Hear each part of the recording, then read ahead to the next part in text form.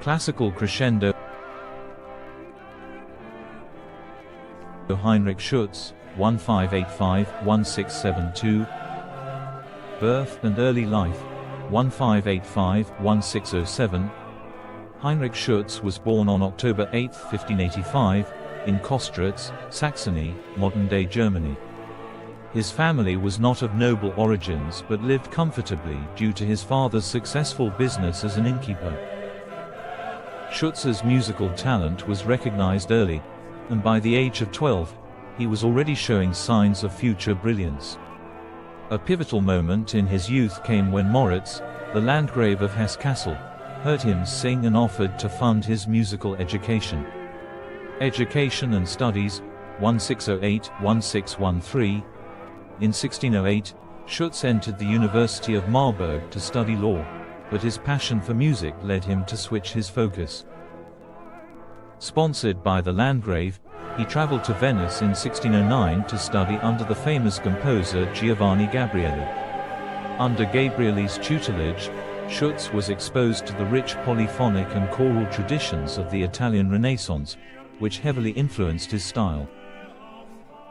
He returned to Germany in 1613, upon the death of his mentor, bringing with him a deep understanding of Venetian musical techniques. Career and major works, 1615-1650.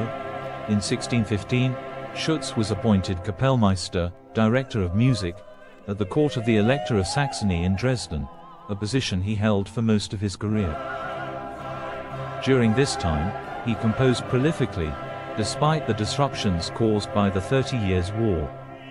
His music reflects the tensions of the era, characterized by solemn yet profoundly expressive compositions.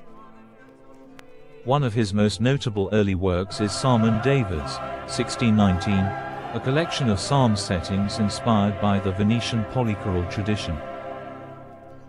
Schütz made two further trips to Italy, where he encountered the emerging Baroque style, which greatly impacted his later works, such as Symphoniae Sacrae. Late career and struggles, 1650-1672. The latter part of Schütz's life was marked by personal and professional challenges. The devastation of the 30 Years' War had crippled Germany's courts and churches, making funding for the arts scarce. Nevertheless, Schütz continued to compose, producing some of his most revered works, including The Seven Last Words of Christ, 1645, and his Three Passions, which set the Passion of Christ according to the Gospels of Matthew, Luke, and John. These pieces, devoid of instrumental accompaniment, are among the most emotionally charged works in the sacred music tradition. Death and Legacy, 1672. Schütz passed away on November 6, 1672, at the age of 87, in Dresden.